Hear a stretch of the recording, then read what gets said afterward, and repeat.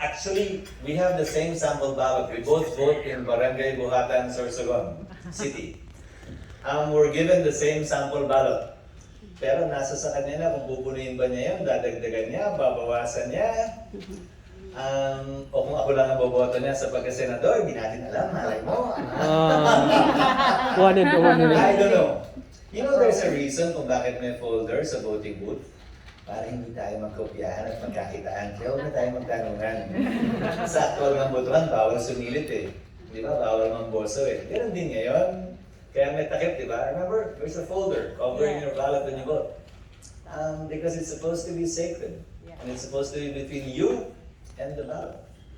Does she have any influence on how you come up with laws, like how you run Sorsogon, and this time with the list of upcoming legislations in mind? Does she have any say to it? She gives me inputs, definitely. And that's the nice thing about coming from different worlds. I never get to see that perspective. For example, she helped me out insofar as establishing the only provincial shelter that I know of for dogs. And we found a purpose for it dahil when I looked at the data after she brought it up, when I looked at the data, 80% na aksidente sa motorsiklo sa aming lalawigan dahil may nasagasaan stray dog yung motor. Rason para bumagsak ang motor. Ewan ko what your statistics and data in Cebu is. Probably there are accidents too caused by stray dogs. Yes. We have a total of 78,000 stray dogs in the province. So we're conducting a process of neuter and spaying, and we're conducting a process to provide them shelter. Pero hindi siya losing proposition. When I did my research too, we found out na hindi lang pala German Shepherd ang dog sniffer. Hindi naman pala imported na aso lang nakakaamoy ng drugs at bomba. Kaya naman pala makaamoy din ng aspin at ng askal. Basta sinimulan mo yung training siya mula sa pagkabata. Ang aspin, askal, nasa 60 to 80,000 kada isa. Nakukunin ng security agency para sa mga airport, sa hotel, gano'n. Ang imported na aso, 300 to 600,000. But anyway, at least you were able to repurpose that aspin, askal, stray dog's life. Number 2 would be paintings. Heart loves to paint. In fact, she has forced me to paint too. Anong gagawin ko? 3 oras na nagpe-painting. Ano naman panoorin ko lang siya, di ba? E kumuha na rin ako ng canvas at sinubukan ko mag-paint. Yung mga painting ni Heart, mahal. Pricey. Yung painting ko, priceless. Kasi walang bumibili. Ang epekto naman, yung mga painting ko nasa bahay. Kasi walang bumibili. Yung mga painting niya wala sa bahay kasi nabenta na lahat. So, I found that and I took off from there. Nag-organize ako ng painting competition sa Sorsogon. All Sorsogon artists, we expanded it later to Bicolano artists. We supplied them with the materials, we provided the competition, but the provincial government owns all the paintings. So we provided different topics and issues. What to you is Sorsogon? Sorsogon now and beyond. Sorsogon, the pandemic and frontliners. And they were free to design their own paintings, but we specified the medium, oil, para magtagal. So now I have adorned all of our hospitals, all of our provincial buildings and edifices with paintings done by Sorsogonans, and you will be quite impressed if you see it. Because 10 years from now, 20 years from now, this pandemic will be part of history. It'll be nice for people to see what it's like to wear a mask 24/7 when you're outdoors.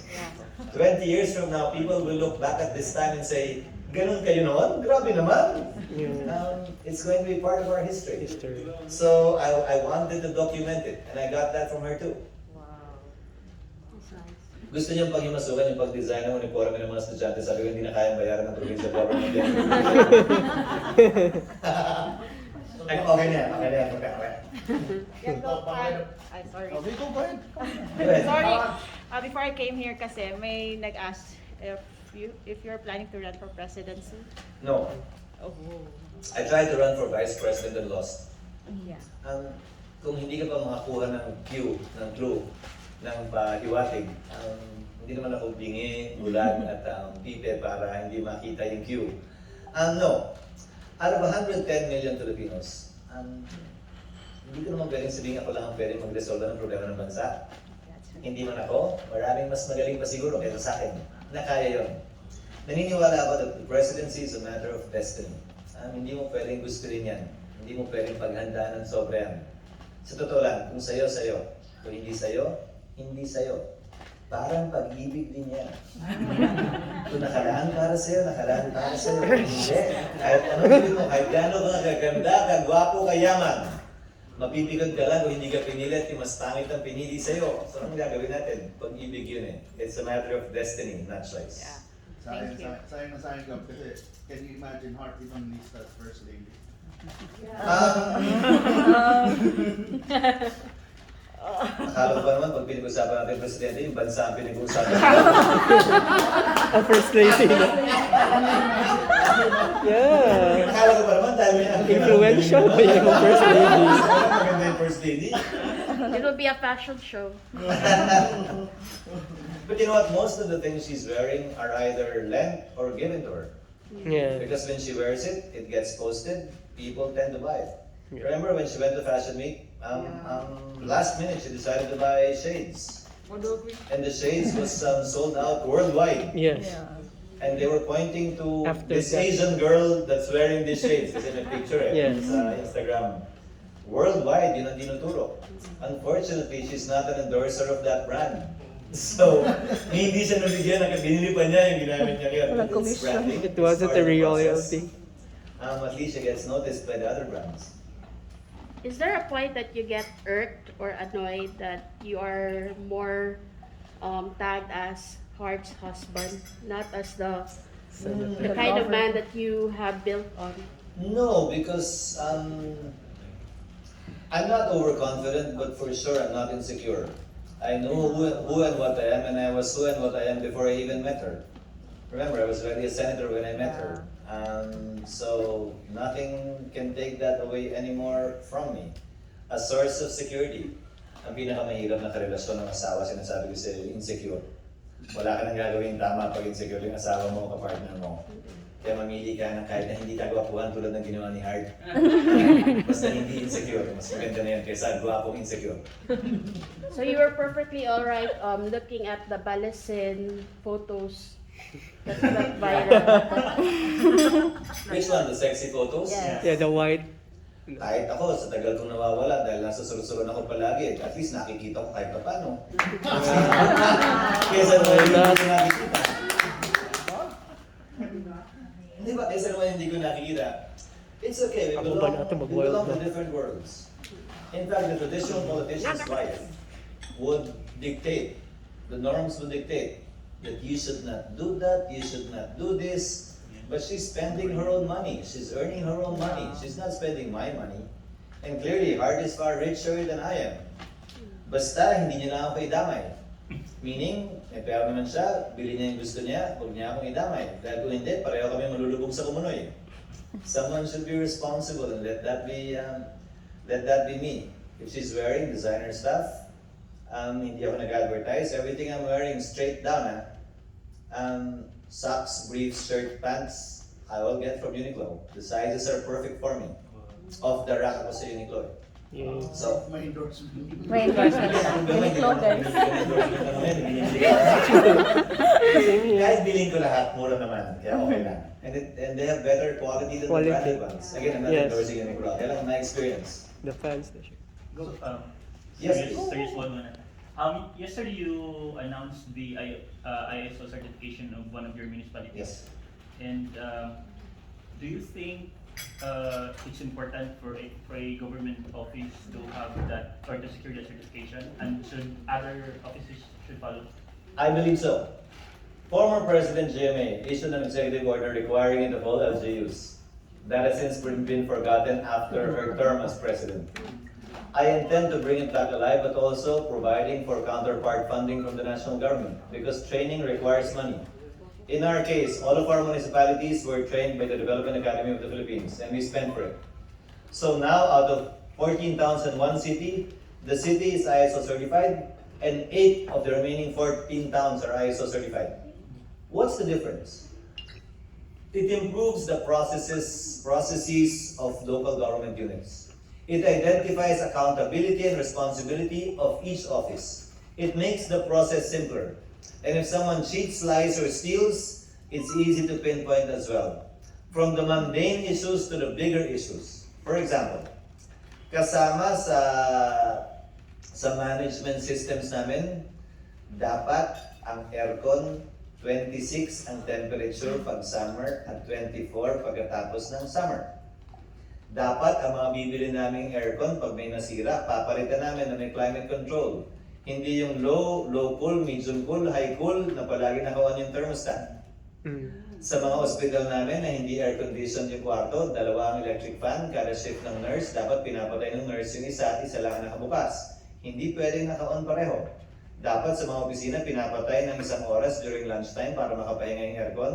Dahil pag nasira at natuto sila ng unang mga bando pa lang, sinabihan ko na hindi sumunod nung nasira. Hindi ako purposely bumili agad ng aircon at pinapili ko sila. Sasara nyo ng 1 oras sa loob ng 1 araw o 4 na buwan kayong walang aircon. So na-realize nila mas magandang isara. Kina-car wash on a weekly basis yung mga kotse namin. Alam kung kailan siya i-change oil para matiyak na ma-maintain yung mga sasakyan. Nilagyan namin ng GPS yung mga sasakyan namin. All emergency vehicles, including police cars of the PNP, including the ambulances of all LGUs, including the DRM vehicles of all LGUs. Hinook up namin sa 911 system namin para pwede namin tawagan o radyohan yung pinakamalapit na emergency vehicle because we have a map pointing to where each one is within the province of Sorsogon. So if it's a law enforcement problem, then we call the nearest police car there. If it's a vehicular accident, then we call the Bureau of Fire nearest there or the DRM. All of these are part of our processes na naayos at ginawa namin dahil at sa pamamagitan ng ISO. Na kung magagawa sa buong bansa, di ba, sana all yun ang sana all.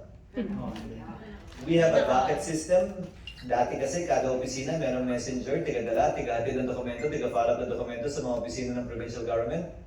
Gumawa kami ng docket system generated by our own IT office. Lahat ng papasok ng dokumento, pipicturean, ka-capture para pag may nawala, may file pa rin kami palagi. Pag inikot at ni-route yan sa kada opisina, may aging process kami. Pag tumagal ng dapat tinatagal yung dokumento ron, automatic na red flag na i-generate, manonotify yung opisina na bakit nandyan ba yung papel. Pati ako as governor, may red flag at alam ko may nagde-delay na papel doon, may nag-i-age na papel doon. Huwag nilang hintayin na makita ko sila kung may nag-i-age na papel. Kaya, mas maganda at smooth yung aming proseso. Tinanggal namin yung mga liaison at messengers dahil gumawa kami ng parang grab system. We got 6 motorcycles na umiikot sa lahat ng opisina ng provincial government, including 9 hospitals.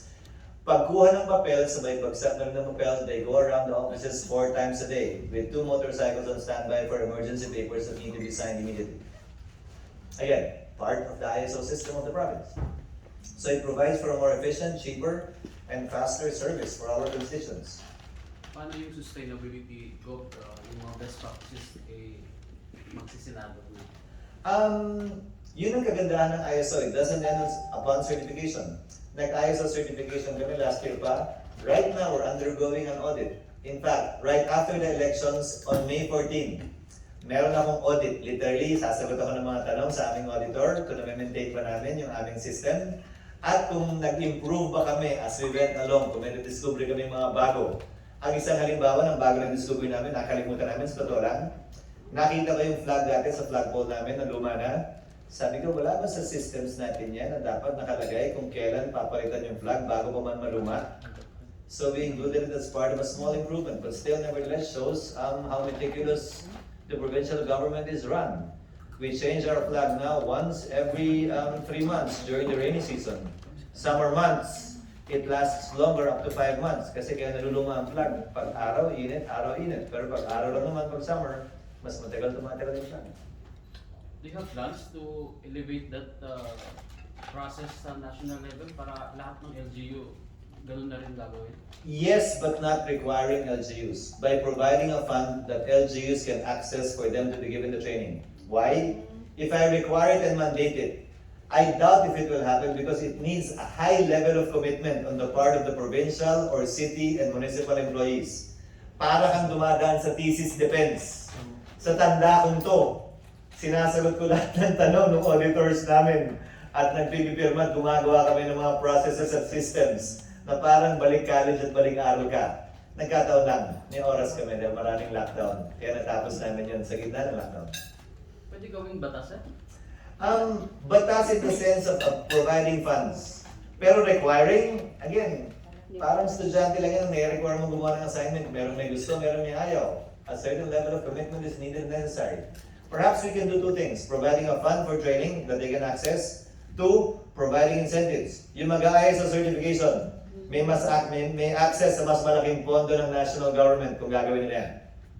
Probably then it will work. So let's say kada taon may 100 million kayo from the national government because you can identify problems and you know what to do. So we'll give you more money. O may plus 2% o 3% mula sa IRA, galing sa LGSF, Local Government Subsidy Fund. Para ma-encourage yung mga LGU na mag-ISO certification. Sa private company go ba yung mga private school, it took like years para ma-acquire yung ISO. Sa inyo, ilang A years? year and a half. Oh. A year and a half. All departments, no exceptions. In the entire country, as far as I know, only 6 provinces are ISO certified without exceptions. 6 out of 81. No, but some processes are already ISO certified. Hindi lang lahat. Let's say Treasury, ISO certified. GSO, ISO certified. Pero hindi yung lahat ng proseso. Kami, hook, line, and sinker, isahan, one time, big time, tinira na namin. Para isahan, hirap na lang din. Sinubay namin yung Siyam na hospital din ang pag-aari ng probinsya. It was a good experience. Ba't nang bumalik ka sa college? Oh.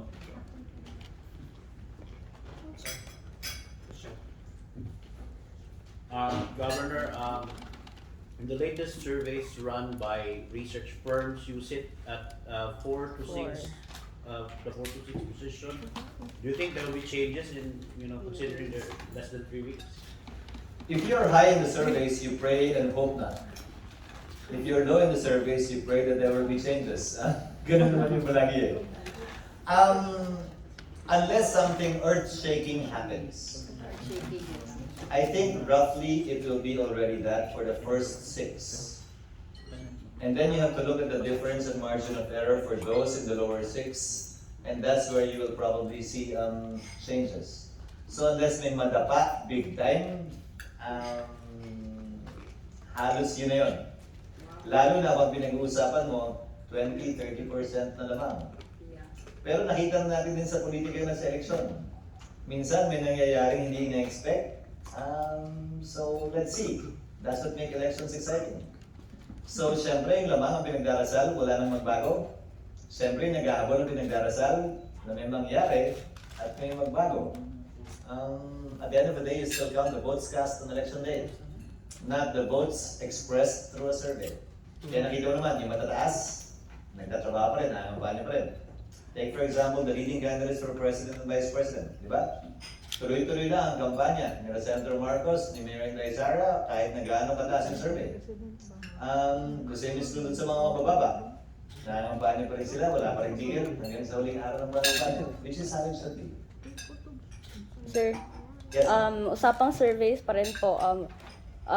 Among the other candidates na kasama sa Magic 12, karamihan ilan sa kanila yung mga artista.